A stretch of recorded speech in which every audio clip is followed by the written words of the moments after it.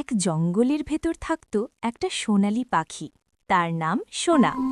সোনা খুব ভালো, কিন্তু এক জিনিসে ভীষণ কাঁচা, অঙ্কে। একদিন সোনা জঙ্গলে হাঁটতে হাঁটতে একটা পুরনো ধনভাণ্ডার পেল। ভেতরে ভর্তি সোনার কয়েন। সোনা খুশিতে লাফাতে লাফাতে বলল, আজ আমি ধনী, আজ থেকে আর কাজ নয়। কিন্তু সমস্যা শুরু হলো তখনই। সোনা কয়েন গুনতে শুরু করলো। 1, 2, 3, 7, 10, আলু, পেঁয়াজ। ঠিক তখনই একটা চালাক বানর এসে বলল, সোনা, তুমি ভুল গুনছো, দাও আমি গুনে দিই। সোনা সরল মনে বলল, ঠিক আছে, কিন্তু একটা কয়েনও কম হলে কিন্তু কেঁদে দেব। বানর গুনে বলল, মোট কয়েন ইকুয়াল টু 5।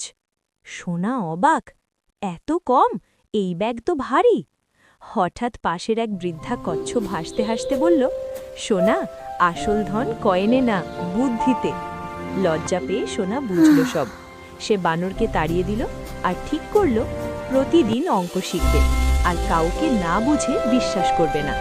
শেষে সোনা কয়েন দিয়ে জঙ্গলের সবার জন্য খাবার কিনল। আর সবাই বলল, সোনা শুধু ধনী না, সে এখন বুদ্ধিমানও।